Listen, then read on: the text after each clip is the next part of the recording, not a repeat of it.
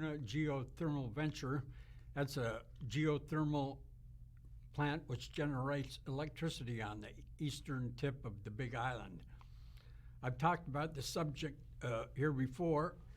Sorry if you're getting tired of that, but anyway, I have some important things that I don't seem to be getting across, and so I'm going to try once again. I began studying the eruption about 4.5 years ago, and I've been working on it ever since, partly because the phenomena are so interesting that I'm motivated just to know more about it. One of the first things that I noticed when I was studying the earthquakes, I have mostly focused on the earthquake patterns because they seem to be very revealing to me. When I first started studying the eruption, the first couple of days were quite exciting as you could watch the earthquakes move across to the east, and that, you know, over the first 36 hours they traveled all the way from near Pu'u'o, which originated the eruption, and spread all the way across to this white line here. And that happened around April 3rd. They had already reached, May 3rd, I'm sorry, the eruption began, or the seismic activity began on April 30th. And by May 3rd, those tons of earthquakes had reached about this far. After that time, and that is also on May 3rd when the actual eruption began in about this area right here. That happens a lot in volcanic activity, that an eruption will be preceded by a lot of earthquakes. And that's what happened this time. And after May 3rd, the number of earthquakes diminished. The major 6.9 earthquake, which was the biggest earthquake during the 2018 eruption, happened on May 4th.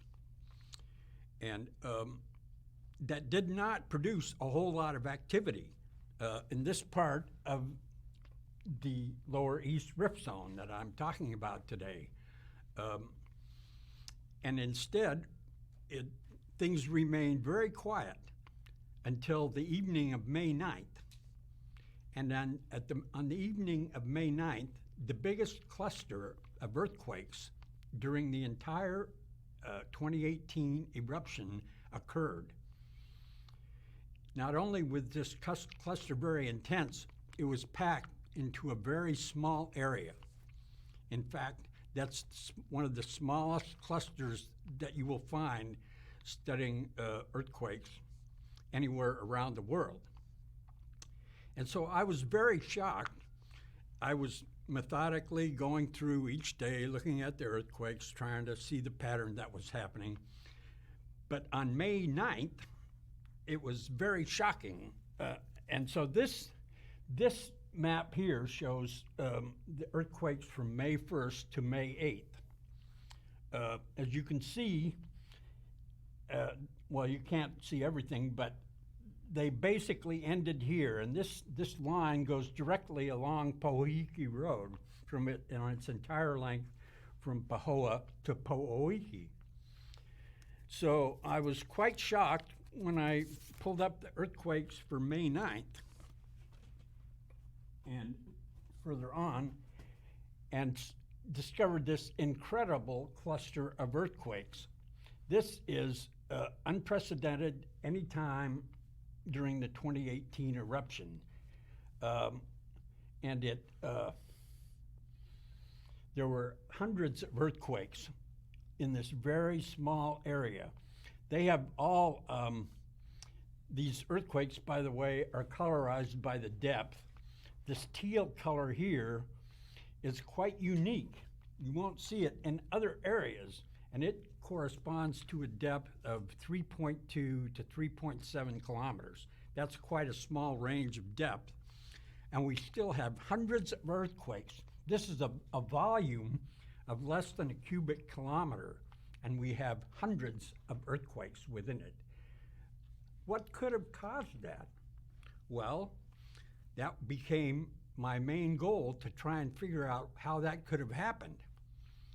As time evolved, we learned that PGV had been pumping water into their wells in a futile attempt to try and save them.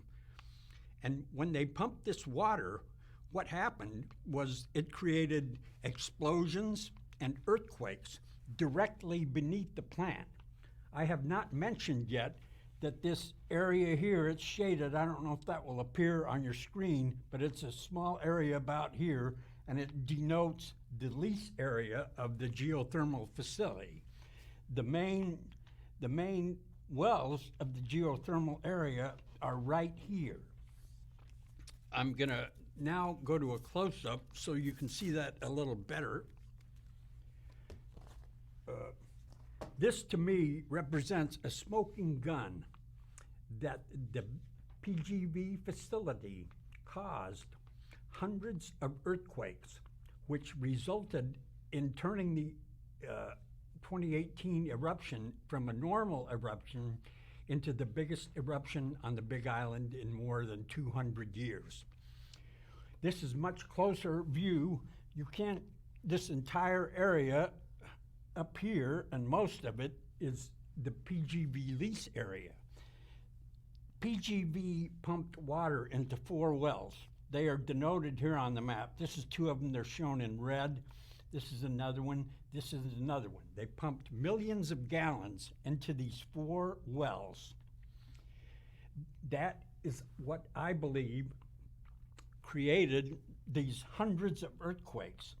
And here we can also see Fissure 19 erupting and Fissure 22 erupting.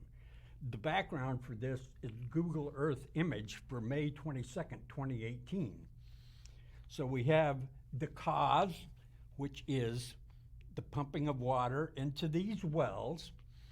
We have the effect, these earthquakes, and then the secondary effect is the eruption of lava.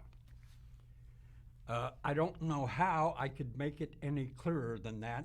This whole map has an area of maybe 3 miles by 4 miles. This is a tiny area with hundreds of earthquakes.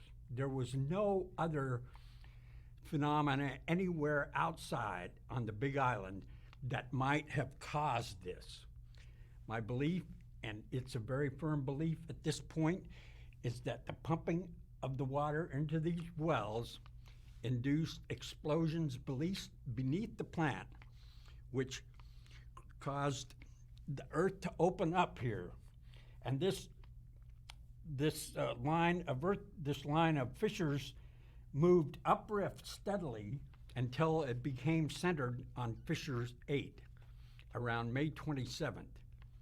At that point, the rest of the eruption was merely the draining of the Holly Mau Mau lava reservoir through Fissure 8 and onto the ground, obliterating Kapoho, Ahalanui, and many other beautiful treasures along this Big Island southeast coast.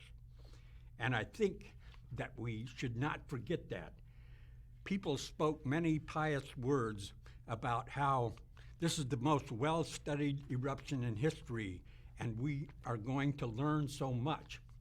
My belief is that instead of learning anything, they deliberately ignored the most important lesson of the eruption, which is this geothermal plant pumping water in its own wells to save, or in an attempt to save them. They were blown apart anyway. So the plant made it worse for themselves. I have been trying for over a year now to try and get someone to listen to my concerns. And so far, I do not appear to have succeeded. Anyway, thank you for this opportunity. Thank you, Naleo. And I hope to have a beautiful rest of your day or evening. Thank you. Aloha. I'm Jim Albertini.